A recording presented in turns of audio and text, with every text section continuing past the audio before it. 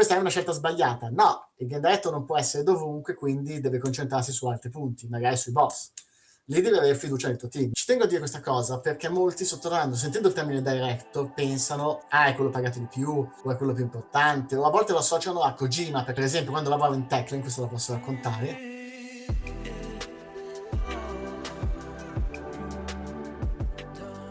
Oggi a DevMatter abbiamo un ospite, potremmo dire, di eccellenza, perché oltre a essere senior designer, oltre a essere impegnato nella divulgazione con Hive, con la sua cattedra e con suoi libri e altri canali di divulgazione, è anche, argomento di cui parliamo oggi, è anche gameplay director e game director, e lo è stato anche con firme, nomi e realtà che potete conoscere anche se non siete insomma del settore, come Focus Entertainment, Stormmind, Jamma, anche Caracal recentemente, e in realtà anche tante altre realtà italiane e internazionali.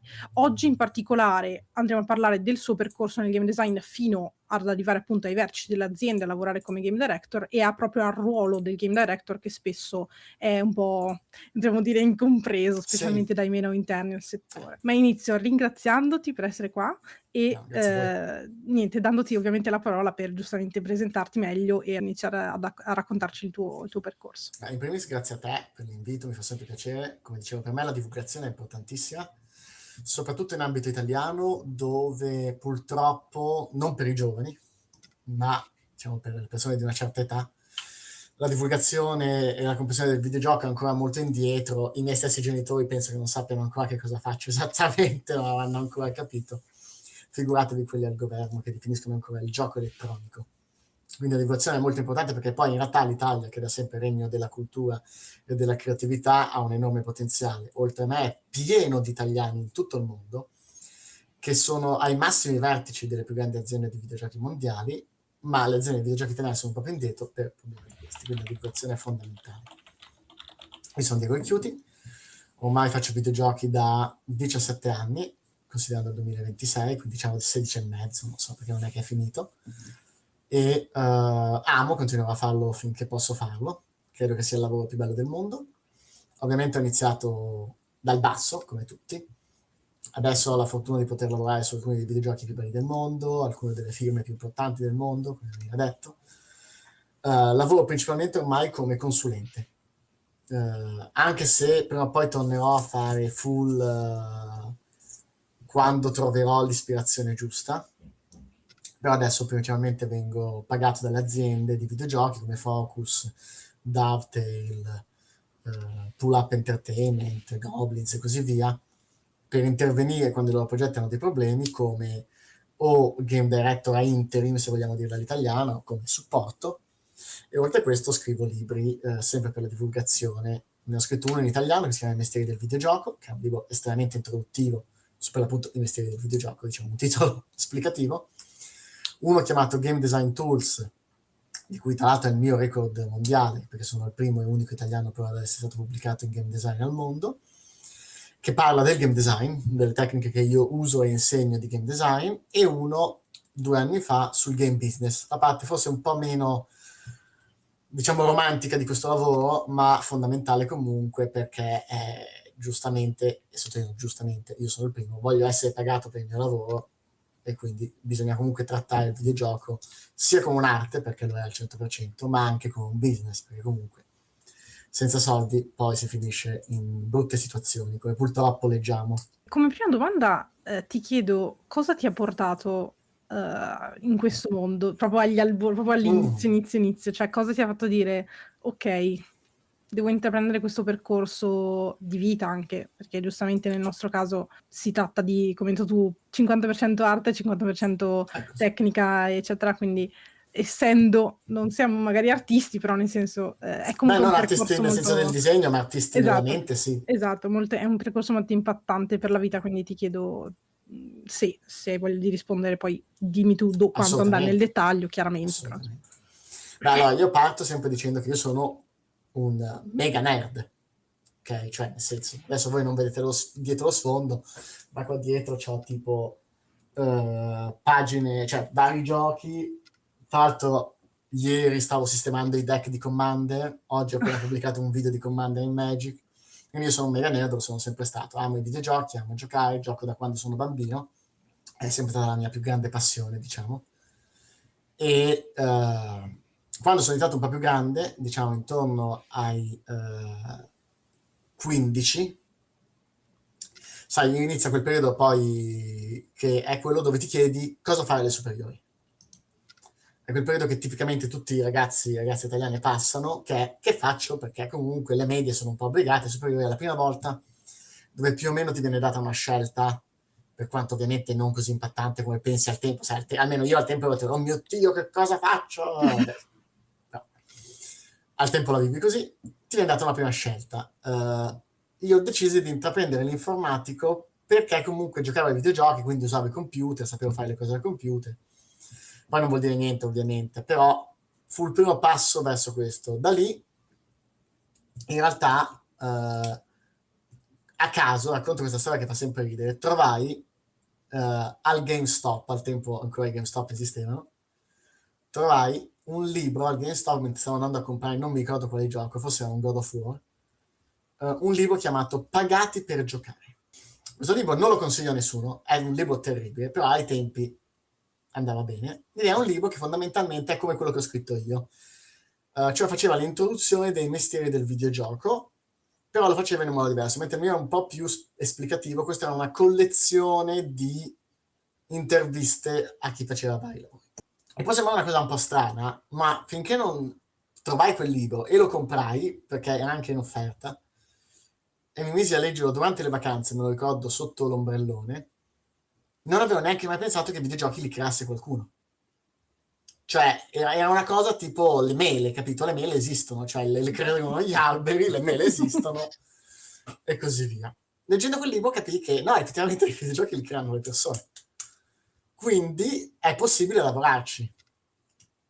E da lì, quindi verso i 16 anni, decisi di iniziare quella che poi è la mia carriera, perché già a quel tempo iniziai a quel punto a comprare libri più seri, per quanto ancora quel libro, che è da qualche parte nella mia di dietro qua, e comunque l'ho tenuto come cimelio, diciamo, più che come valore, e iniziai a leggere libri un po' più interessanti, un po' più significativi su come effettivamente venivano fatti i videogiochi, che skill bisognava fare, e da lì è, diciamo, iniziata il mio percorso, che poi è andato all'università in Inghilterra, perché ai tempi non esistevano i corsi come hai per game designer.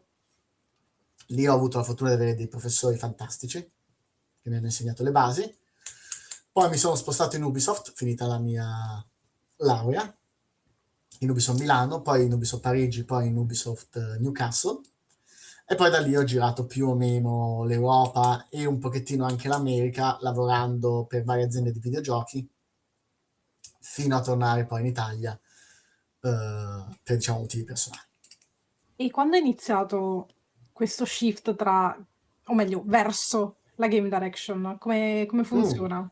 Ok, allora è estremamente ottima domanda, bellissima domanda, perché bisogna, diciamo che secondo me nel mondo dei videogiochi ci sono due macro direzioni da intraprendere, che sono possibili, che è diventare i cosiddetti principal o diventare i cosiddetti lead diretto. Ora, la prima cosa da capire è che non sono, cioè un principal, che adesso addirittura l'evoluzione del principal la chiamano gli extreme o i main, ognuno sta decidendo il nome perché poi vabbè le nomenclature cambiano, però il concetto è sei il migliore nell'azienda, probabilmente o comunque nel progetto, a fare attivamente quella cosa. Quindi per esempio un principal level designer è fenomenale a fare il level design e attivamente è la persona che mette le mani nell'engine e che magari ha un'enorme velocità e competenza nel farlo. Per esempio, se dovessi citare in Italia, direi Tommaso Bonanni.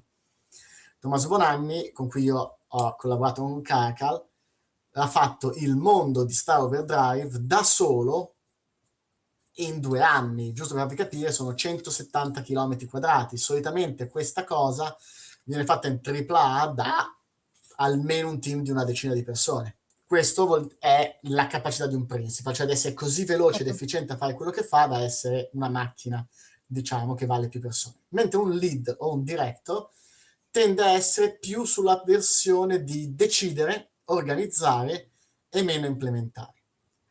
Quindi io amo il game design, parto che non ho nulla contro il level design, ma io amo il game design, mi considero più un game designer che un level designer, per quanto ne conosca le caratteristiche e lo sappia fare. Però io amo il game design. Nonostante ciò, il mio primo lavoro è stato da level designer, cioè Ubisoft mi aveva assunto Milano, poi sono passato a game design nelle altre, ma mi aveva assunto come level designer, quindi con le mani nell'engine. Io ovviamente l'ho fatto, ero contentissimo di farlo, basta fare videogiochi, ovviamente. Pian piano che sono andato avanti, ho iniziato a notare una mia preferenza sulla visione, invece che sull'atto di inserimento. Ora, ci tengo a dire questa cosa perché molti sottolineo, sentendo il termine director, pensano, è quello pagato di più, o è quello più importante, o a volte lo associano a Kojima perché mette il nome milioni di volte, Esatto. diretto. Lì è un problema di ego più che altro, però vabbè. Meet and buy, direct to buy. Esattamente. Esatto. Cioè, lì è quello. Però non è che un director è più importante o meno importante di un principal. Ovviamente di un junior sì, ma lì è uguale, anche un principal è più importante di un junior.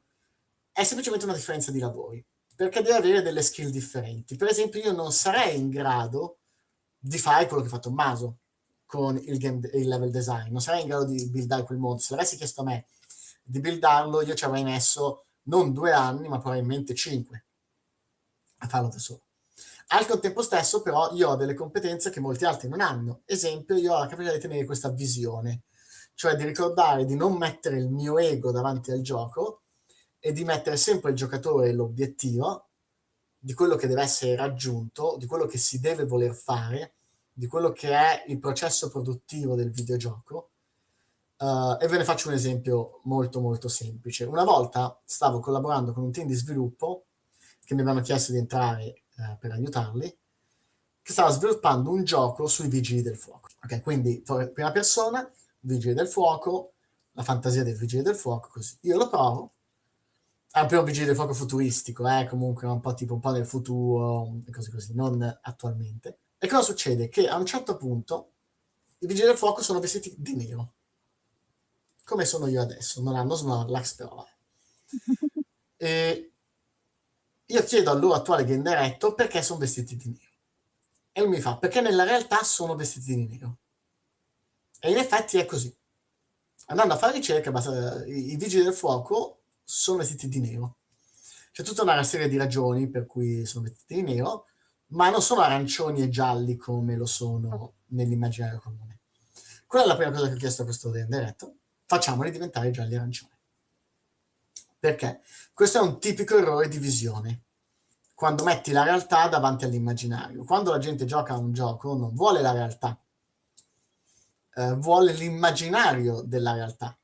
Questo è l'esempio delle esplosioni hollywoodiane, per esempio, dove le cose non esplodono come si vedono nei film.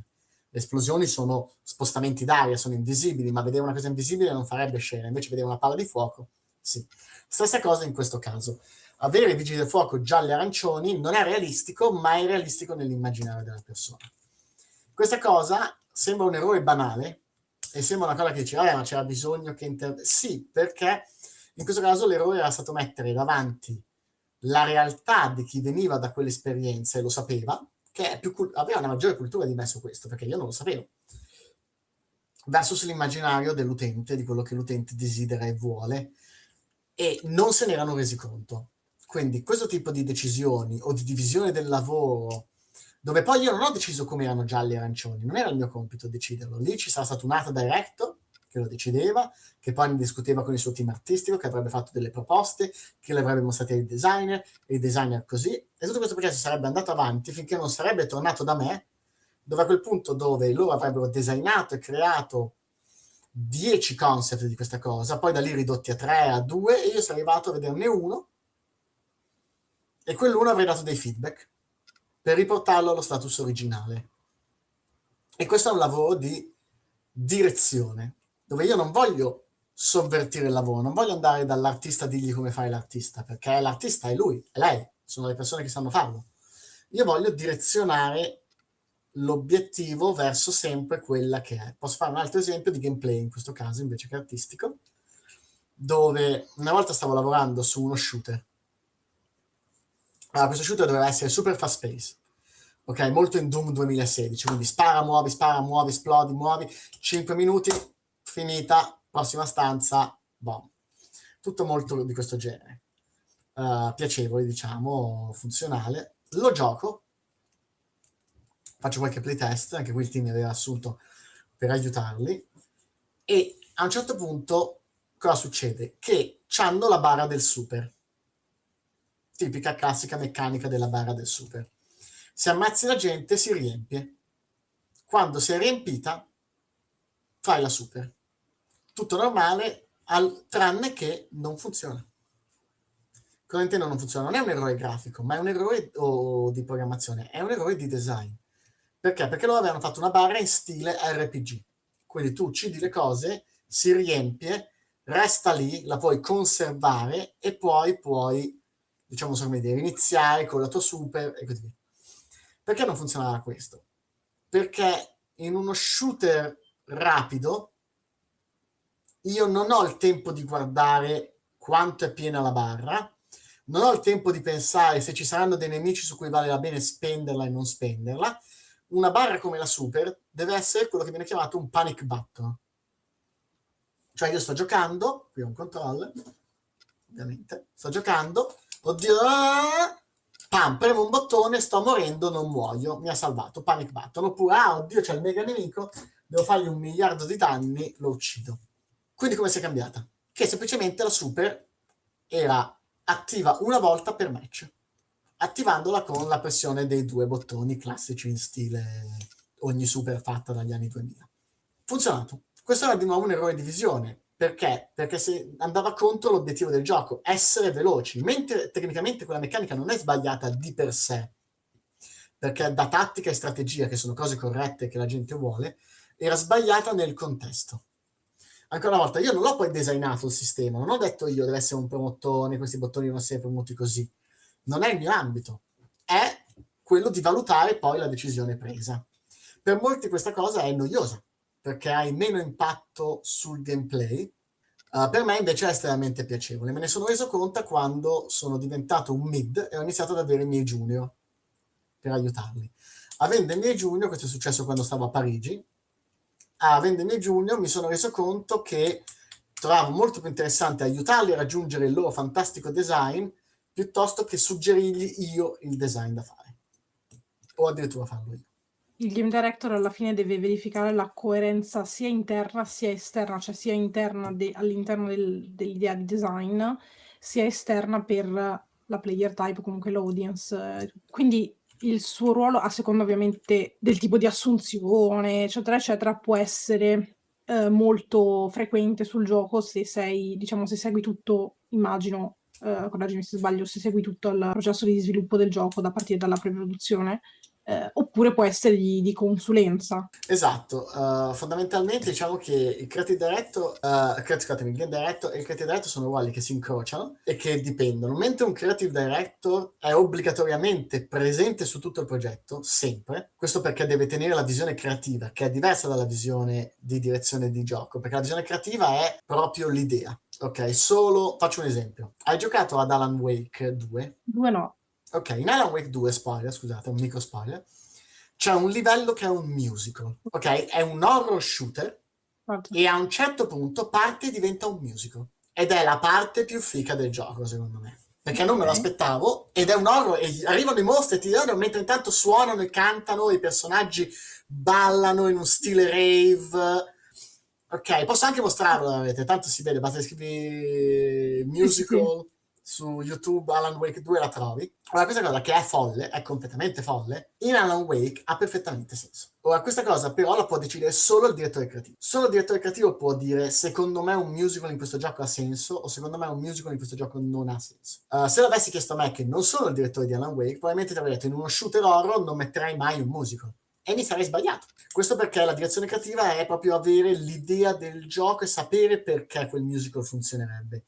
Dopo averlo giocato da giocatore posso dirti hai ragione, ma se per ipoteticamente mi avessero assunto e mi avrebbero detto ma Diego, guarda, il nostro creative director sta male, ce lo facciamo in livello musical o no? Avrei detto, guarda, è un horror, probabilmente no, perché non ho la visione creativa. Quindi il creative director deve stare sempre dentro il progetto, perché è l'unico persona che può sapere se quell'idea folle ha senso nel contesto di gioco, perché è il suo gioco, è l'unica persona che può sapere. Invece il game director è una figura che può essere o presente sempre sul gioco, o a volte presente su molteplici progetti in contemporanea, o addirittura esterna, perché il suo scopo è più di dirigere la qualità del progetto e la produzione.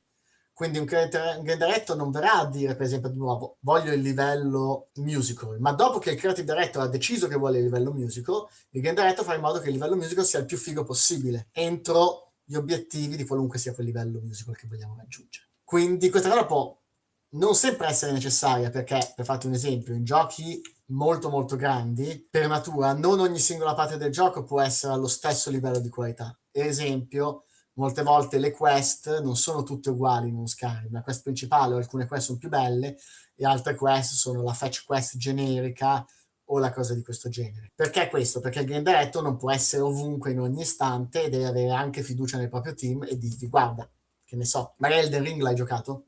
Sì. Ecco, perfetto. In Elden Ring ci sono le catacombine. Sì. Le catacombine sono la tipica cosa che se io fossi stato il game director di Elden Ring, ma sono sicuro che sia successo anche in Elden Ring per come l'ho visto giocando, l'ho visto, il game director è andato dai suoi mid o dai suoi junior e gli ha detto le catacombine le fate come volete. Basta che abbiano tutte un piccolo boss alla fine, questa cosa dentro e questi asset da utilizzare. Poi fate come volete. E cosa è successo? Che alcune catacombine sono entra, picchia, tira una leva, boss. Alcune catacombine sono robe incredibili, con della creatività dentro e delle cose assurde. Perché c'è questo dislivello? Perché è quello, perché un junior avrà fatto una catacomba normale, un altro junior sarà andato full YOLO, diciamo, sulla sua catacomba e avrà fatto quella. Questa è una scelta sbagliata? No, il game director non può essere dovunque, quindi deve concentrarsi su altri punti, magari sui boss.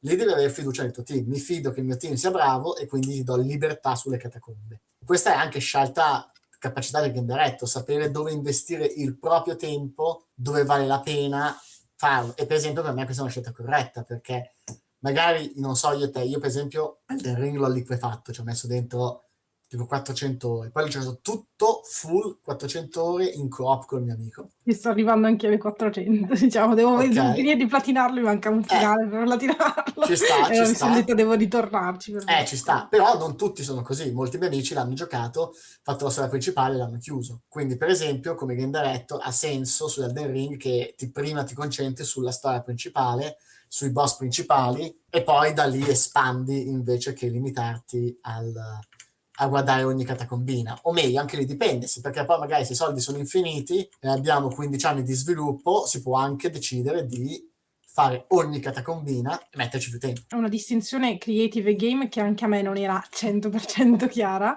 e immagino che sia anche un po' il fenomeno Kojima, come dicevi tu prima, perché Kojima probabilmente è sia game sia creative director. Esatto, Kojima è entrambe le cose. Le due cose si fondono senza capire benissimo e il game, scusami, mi sembra di capire sia molto più analitico e quasi tecnico all'interno, perché giustamente devi fare anche gestione della produzione, cioè banalmente, come hai detto tu, ho 8 ore da impiegare nel mio lavoro, X ce le posso impiegare a fare questa cosa, X, Y a quest'altra e il restante dovete arrangiarvi, nel senso. È così, se vuoi vederla, è quello che dicevamo all'inizio del 50 scienza e 50 arte. Il creative director è la parte artistica. Io ho fatto dei giochi che ritengo essere contentissimi di aver fatto e avevano delle componenti artistiche. In futuro le vorrei fare perché ho delle storie che vorrei raccontare, ma non sempre è così. A volte non ho quello sprizzo di sentire di raccontare quella storia o cose di questo genere, e quella è la parte creativa che invece deve avere il creative director. Il creative director deve avere quella cosa di cui vuole parlare,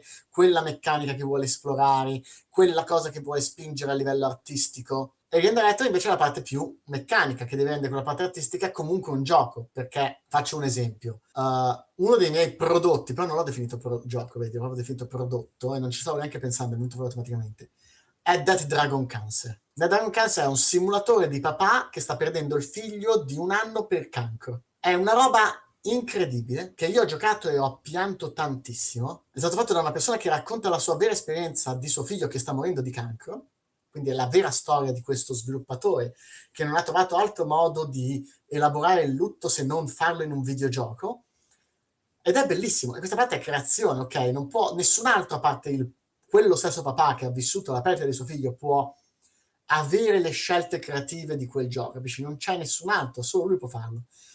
Al contempo manca la parte di gioco, perché non è veramente un gioco, è un'esperienza interattiva bellissima che io consiglio a tutti, ma è un gioco per il grande pubblico? No, non posso andare da il generico 14enne come ero anche io e dirti guarda, vai a giocare da Dragon Cancer, vai a simulare un bambino che muore di cancro.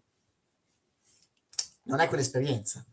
Quindi queste due figure si scontrano spesso perché a volte il creative director vuole tutto perfetto, tutto incredibile, tutto mega artistico, e il game director deve dire sì, però dobbiamo anche venderla, sì, però dobbiamo anche far divertire la gente in questo gioco, però questo qua deve essere anche un prodotto adatto a qualunque sia il budget che stiamo cercando di fare, perché se no ottieni quei prodotti che, come dicevo, da Dragon Cancer sono dei capolavori, io lo ritengo un capolavoro di Dragon Cancer, però se l'avesse fatto un'azienda sarebbe fallita, perché non avrebbe venduto una lira. O se ne vuoi uno tipicamente recente, italiano, è Horses. Non so se avevi seguito la storia di Horses. Sì. Horses è chiaramente un prodotto nato dalla voglia di raccontare qualcosa di significativo e impegnativo, che solo la persona che vuole raccontarla può fare. Come quando io ho la mia storia, solo io potrò raccontare quelle storie o quelle emozioni che voglio far provare. Però gli manca tutta l'altra componente. E cosa è successo? Che per esempio è stato bannato su Steam.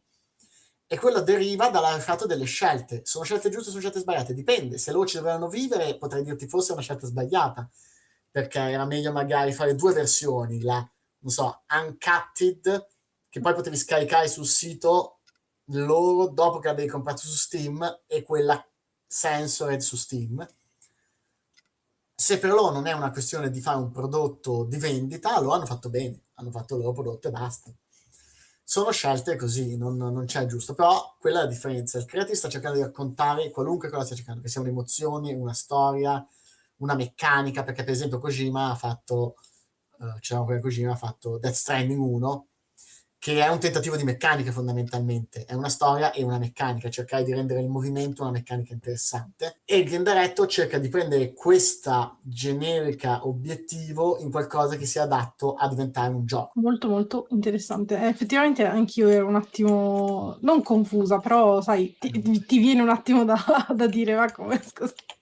E ci sta, molto molto A volte sono interessante. entrambi, come hai detto te, dipende anche dalla grandezza No, del infatti. progetto e tante altre cose. Mi verrebbe da chiederti già allora quali sono state alcune delle difficoltà che più hai riscontrato nel fare il game director, o comunque il game director sia stabile sia come consulente proprio nella direzione dei giochi, per quello che è stato per quanto si può dire ovviamente, il game design e gli interventi su un prodotto, come hai detto tu, quali sono stati i problemi maggiori che hai riscontrato, e se vuoi anche, se si può dire chiaramente, gli errori, tra virgolette, più grandi che hai visto i team fare, o comunque i designer fare in generale. Allora, la cosa più difficile del game director in generale, che sia consulente o non consulente, è riuscire a capire la visione del creative. Questo è fondamentale, perché per riuscire a spingere il gioco nella direzione di gioco che deve andare, devi capire prima di tutto che cosa sta cercando di fare il direttore creativo. E lì dipende dalla bravura anche del direttore creativo. Alcuni direttori creativi sono fenomenali, ti fanno capire perfettamente che cosa stanno cercando di raggiungere. Altri direttori creativi sanno che cosa vogliono, ma non sanno spiegarlo, il che ovviamente rende il tutto molto più complesso. Per fare un esempio, in un menù, non so come dire, è quando tu vai in un ristorante e sai che vuoi carne, ma non sai che piatto di carne, devi prima leggerlo sul menù. In un ristorante è facile perché c'è il menù. Nel videogioco no, perché il creative director dice voglio carne e tu dici sì, ok, ma stiamo parlando di un filè, una bistecca, alla brace, alta, bassa, stiamo facendo argentina, giapponese, la saprò quando lo vedrò. Ho capito, però non è che possiamo farle tutte e sperare. E quindi questo è la cosa più difficile. Come game director il tuo lavoro è cercare di capire quella cosa. Come dicevo, a volte te la dicono perfettamente, a volte ci devi arrivare, invece devi fare un po' il giro dell'oca e cercare di comprenderla come situazione. Altre volte devi anche aiutare loro stessi a capire. Per esempio, non posso dire il gioco, ma una volta lavorando su un gioco c'era il direttore creativo dove io dicevo guarda che questa meccanica è sicuramente un companion NPC praticamente. No, non è un companion NPC. Fidati che è un companion NPC. No, è un companion NPC. 3 mesi dopo, creative director, ho avuto l'idea geniale, sarà un companion NPC. L'importante è che ci siamo arrivati, capito? Non è per me un problema, l'importante è esserci arrivati. Un'altra cosa molto difficile è di nuovo non mettere il tuo ego. Mentre il direttore creativo deve avere un po' di ego, quando lo fai, e ovviamente i due ruoli sono intercambiabili, cioè una volta che sei raggiunto game director o creative director, in certi giochi sarà il creative, in altri giochi sarà il direct, il game, e altri viceversa. Come detto, dipende se hai qualcosa da raccontare. Ma mentre il creative deve avere un po' di ego perché deve avere questa cosa da raccontare, il game non ce la deve avere, perché tu stai migliorando il racconto di qualcun altro. Con racconto io non intendo sempre narrativa, racconto intendo semplicemente l'esperienza, perché se no, se dovevi avere anche te qualcosa da raccontare, allora devi andare a fare anche tu il creative da un altro prodotto magari, e va bene. L'errore invece più comune che vedo nei team, in generale quando intervengo, sono i tre. Il primo è l'errore di visione, cioè non avere una visione. A volte un direttore creativo può pensare di avere una visione, o un team può pensare di avere una visione, e invece non ce l'hanno. Quello che hanno è un insieme di meccaniche, ma non un obiettivo da raggiungere. Un esempio molto comune che posso fare senza andare troppo nel dettaglio è una volta ho lavorato su un team che stava realizzando un multiplayer. Avevano tutte le meccaniche classiche del multiplayer, ok? Quindi c'erano i più giocatori, c'erano i nemici da affrontare, c'erano le meccaniche tipo metto qualcosa che ci può entrambi, io ti potenzio, c'era il ping system, c'era tutto quello che ti immagini in un generico melee combat game in co-op. Però continuano a fare i playtest continuano a dare come risultato dai giocatori, quelli interni ovviamente, playtest interni, un 6, 5, quindi qualcosa che non è che è brutto, ma è molto mediocre, ok? Quindi mi chiamano, io lo gioco e glielo dico. Poi chiedo un po' loro, parlo, cerco di capire. E che cos'è che avevano? Loro avevano una serie di meccaniche, ma non una visione. Cioè avevano quello che ci aspetta che un gioco melee multiplayer abbia, ma non aveva nulla di unico né nulla di speciale, né queste meccaniche interagivano in modo perfetto perché non avevano un obiettivo da raggiungere. Il gioco era genericamente parlando un buon gioco, ma non aveva una visione, non stava raccontando qualcosa, non era tipo, sarà il più veloce shooter, perché questo può essere una cosa da raccontare, un'esperienza, oppure sarà super triste di nuovo da dare un cancer, oppure avrà delle meccaniche uniche mai viste prima, oppure vogliamo che i giocatori bestemmino durante la partita, oppure viceversa, no, questo gioco farà, cioè senza avere un pillar, un obiettivo da raggiungere, non c'era niente. E questo per esempio è una cosa che io aiuto gli studi facendo il design sottrattivo, cioè dicendo definisci il tuo gioco e sottraiamo elementi finché non smette di essere il tuo gioco. Per esempio, se lo dovessi fare con Elden Ring, facciamolo io e te in diretta, se io ti dicessi se togliessimo il cavallo a Elden Ring sarebbe ancora Elden Ring? Probabilmente sì. Sì, perché in realtà c'è gente che probabilmente lo usa pochissimo, il cavallo è efficace, veloce, ma sì. Se togliessi, non lo so, la componente della magia Elden Ring, sarebbe ancora Elden Ring? Sì. Sì, perché potrei picchiare Emily. Se tolgo l'open world Elden Ring, è ancora Elden Ring? Allora, Vedi che è probabilmente già no. diventa più difficile. No. Cioè, secondo me no. No, è quella differenza. Elden Ring era il Dark Soul open world. Se no sarebbe Dark Souls, infatti. E se no sarebbe Dark Soul. E quindi abbiamo tenuto il pillar, l'open world. Quindi che cosa vuol dire? Una volta che noi abbiamo un pillar, poi ce ne può essere più di uno, possiamo indirizzare le meccaniche verso l'open world. E allora lì ecco che nasce il cavallo, perché se lo spazio è ampio, il salto, perché ci deve essere l'esplorazione, la mappa grande, la componente esplorativa, quindi per esempio il fatto di aprire un forziere ed essere teletrasportati in un'altra zona della mappa. Non nasce come meccanica, nasce come modo di sfruttare il pillar. Se ho gli spazi larghi ho bisogno dei teletrasporti e così via. Nasce la guida, non mi ricordo come si chiama, la guidance come si chiama? La grazia. La grazia, ecco, la grazia, la guidance of grace. Sì, esatto. La guida della grazia non è che nasce perché è la guida della grazia, nasce perché essendo un open world un pillar abbiamo bisogno di guidare il giocatore. Senza questa, che loro non avevano questo pillar, non hai una cosa che unifica, e quindi questo è il secondo errore, pensare di avere una visione e non ce l'hai. L'altro è ovviamente di mettere il proprio ego, scusate, il primo è il proprio ego, il secondo è la visione, il terzo ovviamente, per quanto banale possa sembrare, e parzialmente lo è, però è uno degli errori più comuni, è il non essere obiettivi sul proprio lavoro. Poiché ho fatto questa meccanica, è bellissima. Poiché ho fatto questo livello, è stupendo. E questo vale per i junior. Parte del lavoro del game director è proprio dire al junior, non in modo negativo, anzi mantenendo i buoni rapporti, anzi incentivandolo a migliorare e spiegandogli il perché, ma dire no, questa cosa non è di qualità, deve essere migliorata, deve essere meglio, non rispetta gli obiettivi per queste ragioni e non va bene. Dobbiamo ucciderla. Per esempio, quando lavoravo in Techland, questo la posso raccontare, a un certo punto due membri del team stavano sviluppando, playtestando in modalità gioco da tavolo, che si fa assolutamente, alcune delle meccaniche del gioco. Poi a un certo punto praticamente arrivano da me e vogliono proporre, io il lead in quel caso, perché non facciamo il gioco da tavolo direttamente del gioco. Ok? Un modo da avere due prodotti all'uscita fondamentalmente. E il punto era no, era la scelta sbagliata. Uno, perché quel gioco non era mai stato pensato per essere un bel gioco, ma solo una fase di playtest. Quindi c'era un'enormità di lavoro da svolgere per renderlo un gioco da tavolo efficace, al di fuori di Dying Light o meno. Non era mai stato pensato per quello.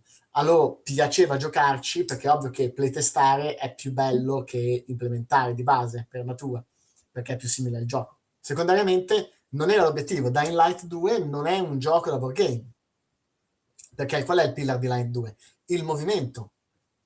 Ciò che piace alla gente di Dying Light è il parkour, saltare, dropkickare lo zombie, cose che sono estremamente difficili da riportare in un gioco da tavolo, perché dire stai scalando il muro non è piacevole come l'atto di scalare il muro effettivamente, che fai nel gioco. Quindi c'era questo problema.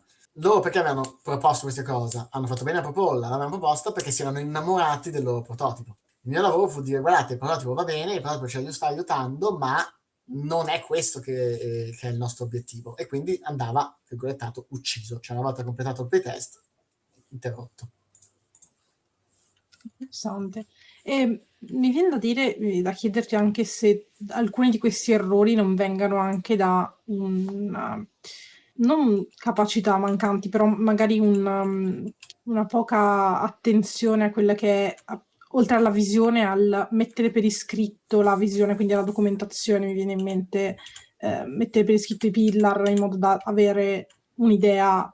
Adesso anch'io non posso fare nomi, però nel senso mi è capitato di vedere anche, vabbè, io sono junior, quindi nel senso non è che abbia un'esperienza così ampia, però mi è capitato di vedere anche, non senior, però mid to senior, avere delle cose in testa senza che fossero scritte da nessuna parte, per dire. E quindi mi ha fatto molto strano, nel senso. Allora, hai perfettamente ragione. Ci sono, secondo me, due ragioni principali per cui questo succede. La prima è perché chiunque lavora nei videogiochi è guidato dalla passione. Quindi molto spesso si ha un'idea ed è figa e la si vuole realizzare perché è figa, perché si appassiona, perché dice, lo so, non vedo l'ora, pensa che roba potremmo fare, sarebbe incredibile. Un attimo uscito dal focus, scusate. Sarebbe incredibile così. E questo ti guida e ti dà energia, ma a volte bisogna anche confrontare la passione se serve o meno, cioè magari quell'idea è fighissima, ma non nel contesto in cui è adesso, ma si viene guidati dalla voglia di fare, che è positiva, ma a volte è così. E la seconda è esattamente quello che hai detto te. Soprattutto ci sono queste visioni che non vengono trascritte, o se vengono trascritte non viene trascritto il perché, cioè si fa tipo il documento dicendo abbiamo deciso che faremo, mi sto inventando, lo shooting in questo modo, A, B e C e D, ma poi il documento non contiene mai il perché, ok? Cioè perché in quel momento si è scelto di fare lo shooting in questo modo, qual era la motivazione? Contiene la descrizione delle meccaniche del tipo di shooting e delle caratteristiche, che è utile per implementarlo, ma tra 3 mesi poteva di nuovo la domanda del perché l'avevamo fatto così? Chi se lo ricorda? E magari c'è anche una ragione valida, che era venuta fuori sul momento, che magari era un colpo di genio che ci siamo dimenticati. Stessa cosa alle visioni. A volte la visione che un creative director ti può dare è di nuovo, voglio che il secondo livello del gioco sia un musical, senza dirti il perché. E magari è geniale, come ho detto, come lo è effettivamente in Alan Wake 2. Ma se non sai il perché, il team potrebbe reagire pensando è una cagata, cioè non mi fido. E lì non va bene non fidarsi, nel senso che è ovvio che il team poi lo implementerà, il creative director lo farà. Però se il team crede a quello che sta implementando, lo farà meglio, perché pensa che sia bello. Quindi anche qui a volte può essere che il direttore, le persone o il senior e così via sappia il perché, non lo dice, questo crea problemi mesi dopo o crea problemi durante la produzione perché la gente non capisce le azioni che stanno svolgendo. E la terza e ultima ragione è perché purtroppo, questo però è una ragione di tempo, molto spesso gli sviluppatori di videogiochi non riescono ad avere il tempo di giocare al loro stesso gioco. E quindi qualcosa che è ovvio, tra virgolette, giocandolo, non è ovvio se non hai avuto il tempo di giocare al tuo prodotto. E so che fa ridere pensare che dici, ma come i giocatori non giocano il loro gioco? A volte sì, non c'hai il tempo di farlo. O non lo giochi mai nel modo in cui dovresti giocarlo, cioè da zero con gli occhi di chi non l'ha visto e cose così. Questo mi viene da dire, al discorso documentazione, visione, eccetera, può portare, come hai detto tu, anche tanti problemi di comunicazione, sia col team, sia con quello che è il game director, perché se il game director non riesce a indirizzare, immagino che sia un bel po' complicato. È un enorme problema che poi, anche perché poi questi problemi si riflettono a mesi dopo, cioè quello che tu vedi, una mancanza di visione dal creative, un errore di portarlo dal diretto o un team che non l'ha capita e non ci crede, non avviene adesso, avviene tra 3 mesi e crea un'enormità di problemi. E mi viene da dire può essere ancora più problematico se il game e il creative sono la stessa persona. Assolutamente. Se sono diversi, cioè se tu sei il game director e puoi far presente la problematica, se sei tu anche il creative e non fai questa cosa, sei autoconfuso, nel senso, la capisci da solo. È così, assolutamente. Infatti se tu vuoi fare entrambi i ruoli, e ci sono persone che lo fanno, devi essere veramente bravo. Ma veramente bravo. Cioè, per esempio, io non mi ritengo di poter fare entrambi i ruoli. Io posso farne uno dei due senza problemi. Ho fatto il creative e a volte ho fatto il game. Adesso sono game, ho un paio di idee e se arriverà l'opportunità tornerò a fare il creative.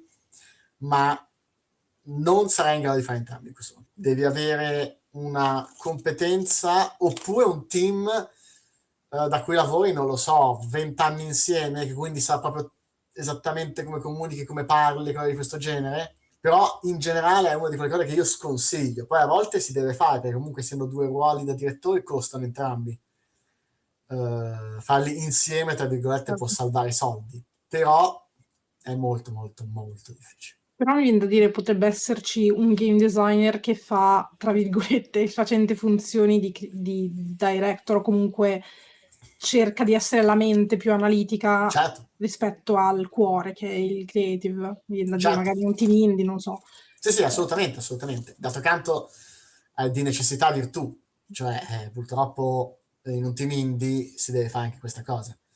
Però il punto è sempre questo, più ruoli tu metti insieme, perché per esempio un senior lo fa magari, e quindi anche senior, quindi deve anche prendere delle cose, tutto quello che si vuole, ha meno tempo per fare bene entrambi i ruoli. Questo è il problema del multitasking, cioè più multitaschi, meno tempo hai per ogni task. E questo è un limite, perché ovviamente meno tempo hai per ogni task, più è probabile che tu commetta degli errori in quel task, ma non perché sei scarso, non è una questione di scarsità, ma è solo per una questione di proprio tempo. Ti faccio altre 2 domande, se hai tempo, dimmi tu.